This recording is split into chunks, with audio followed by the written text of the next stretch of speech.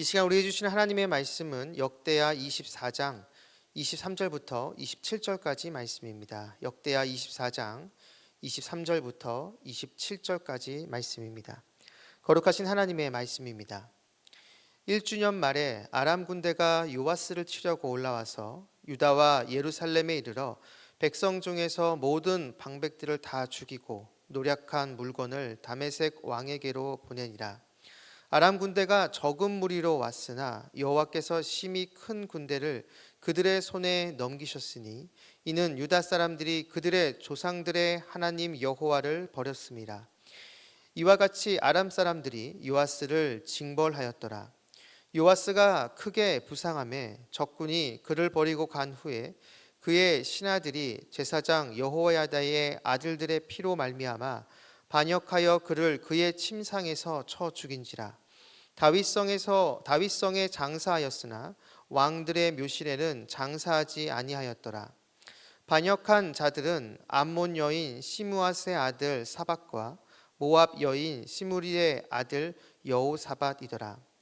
요아스의 아들들의 사적과 요아스가 중대한 경책을 받은 것과 하나님의 전을 보수한 사적은 다 열왕기 주석에 기록되니라. 그의 아들 아마샤가 대신하여 왕이 되니라. 아멘. 오늘 본문 25절에 나오는 왕들의 묘실에는 장사하지 아니하였더라를 오늘 말씀의 제목으로 삼습니다. 이 말씀이 저와 여러분의 삶으로 고백되기를 간절히 축복합니다. 오늘 본문은 요아스 왕의 마지막 모습을 보여줍니다. 개인적으로 남유다 왕 중에서 가장 아쉬움이 남는 왕이 바로 이 요아스 왕입니다.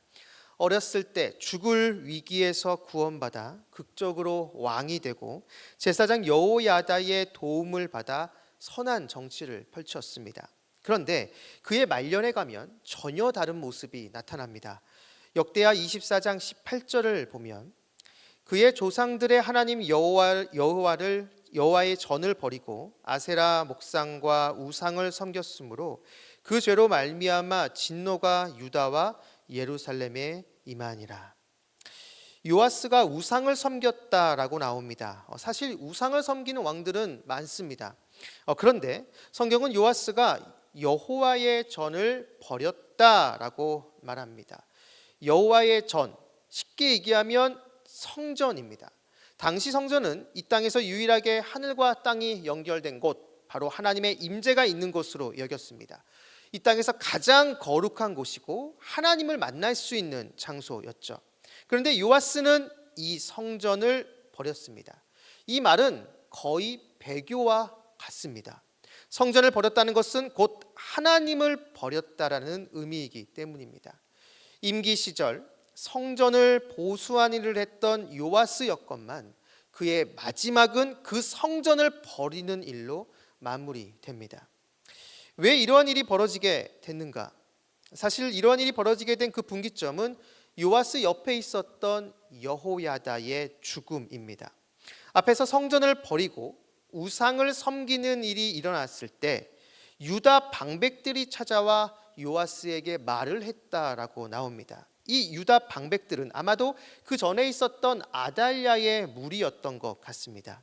이들의 말을 듣고 요아스가 우상을 섬기고 성전을 버린 것이죠.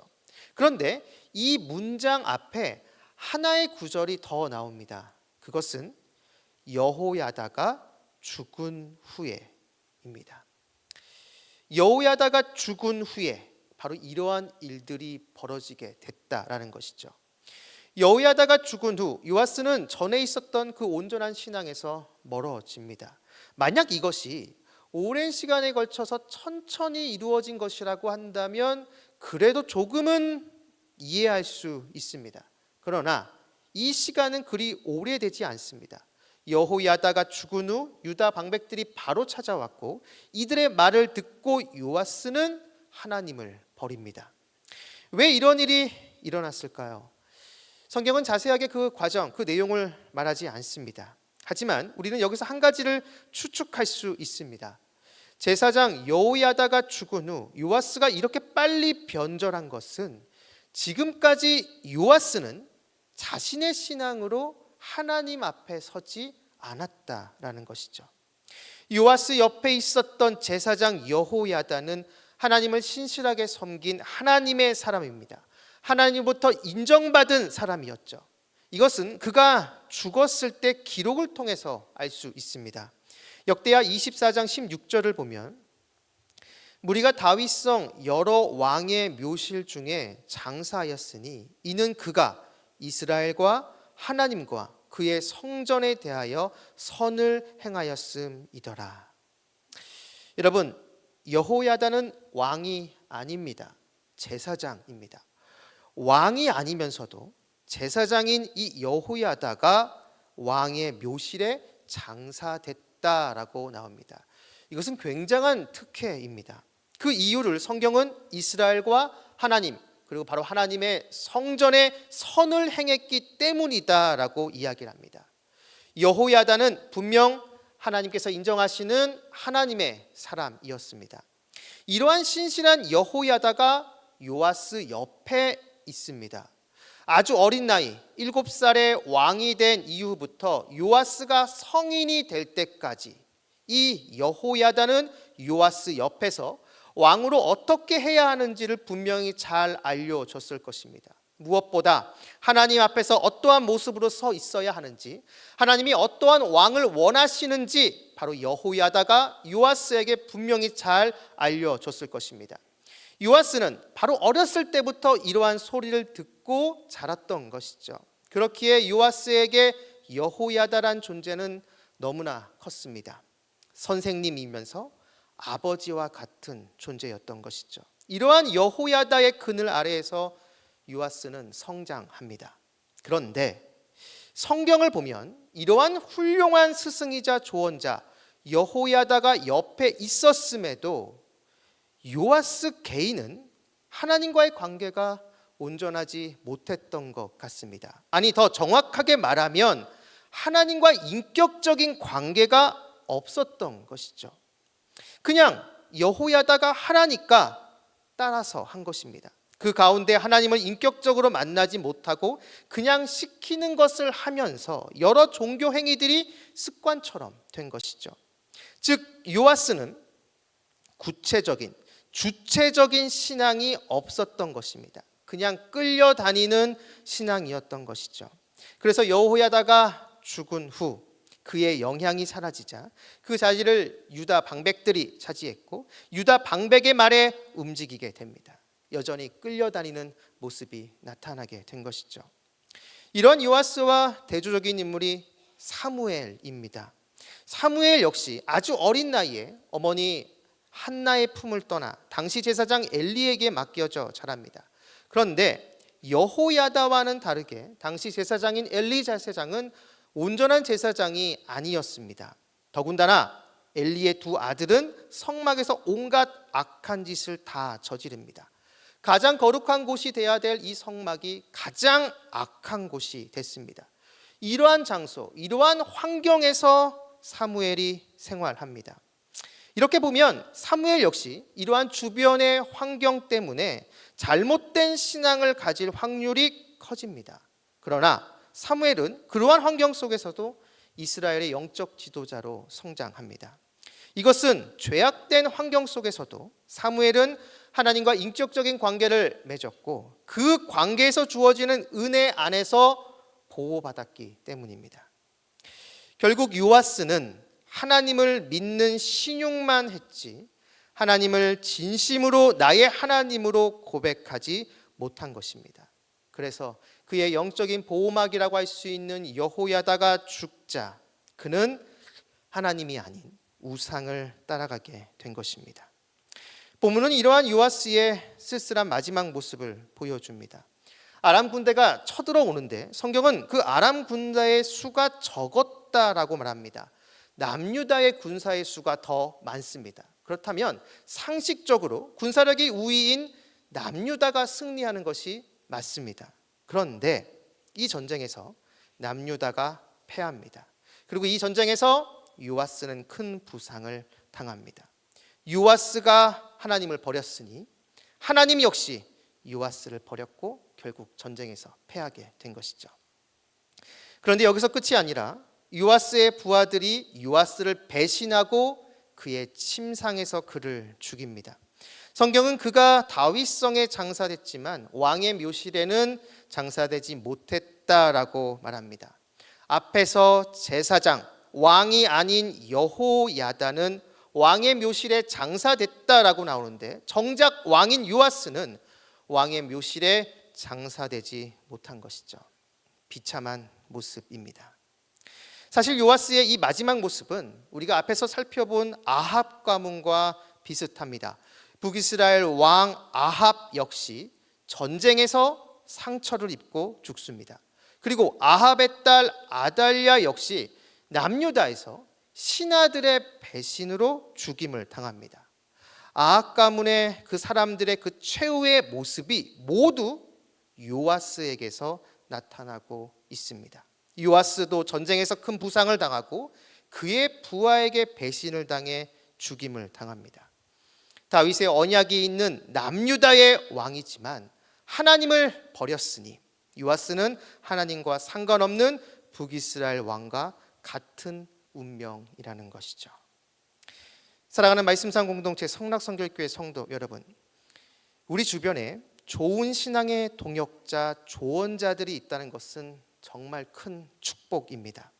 좋은 교회와 목회자를 만나는 것도 정말 큰 축복이죠.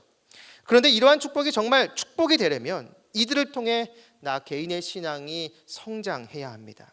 주님께서 좋은 만남에 복을 주셨지만 이 축복을 축복으로 생각하지 않고 그냥 이들의 이야기를 한 귀로 듣고 한 귀로 흘려버리며 그냥 습관을 쫓아 신앙생활을 한다면 나중에 어떤 결정적인 일을 만났을 때 우리는 영적인 큰 위기를 경험하게 될 것입니다. 주님께서 붙여주신 신실한 동역자들이 영원히 내 주변에 있지 않습니다. 요아스 옆에 여호야다가 떠나게 된 것처럼 언젠가 우리 주변에 나를 위해 기도해주고 나의 영적 성장을 도와준 사람들이 떠날 때가 옵니다. 그들과 헤어질 때가 온다는 것이죠. 그 사람이 나의 부모님일 수도 있고 같은 교회 성도이거나 교회 목회자일 수도 있습니다. 바로 그때가 오기 전에 우리는 각자 주님 앞에서 온전한 모습으로 더 성숙한 모습으로 성장해야 합니다. 바로 이것이 주님께서 우리 주변에 영적인 동역자들을 붙여주신 이유입니다. 요아스는 이러한 하나님의 복을 복으로 인식하지 못하고 결국 시간을 흘려보내고 결국 안타까운 최후를 맞게 된 것이죠. 바라기는 이곳에 계신 여러분 모두가 오늘 이 말씀을 기억하시면서 주님께서 붙여주신 나의 영적인 사람들을 귀히 여기며 그들을 통해 주님의 말씀을 듣고 성장하시기 바랍니다.